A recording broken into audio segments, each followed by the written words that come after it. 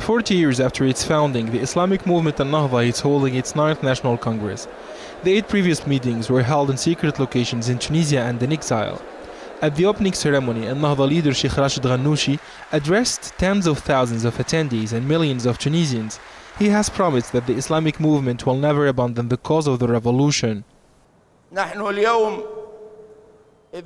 This is the 9th Congress of Ennahda, but its first public meeting. To the martyrs of the revolution, to the people who've made it happen, to the injured and prisoners of the revolution, we promise that we will never betray their covenant if God wills. Despite the different challenges Tunisia is facing after its revolution, the Islamic Party leader Rached Ganouchi has reminded Tunisians and the world that the stability and the security in the Muslim world is contingent upon the liberation of Palestine from the Zionist regime. We are convinced that the world will never be in peace and the region will never be stable until we free Al-Quds if God wills.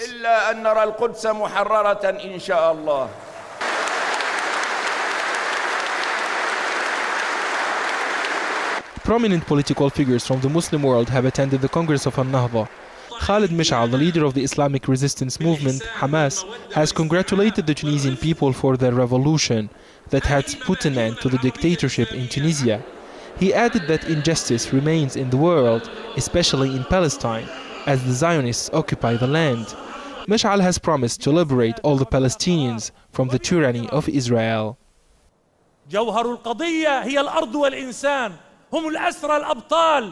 Despite the will of Israel, we have already liberated some of our prisoners and we will help to free the rest if God wills.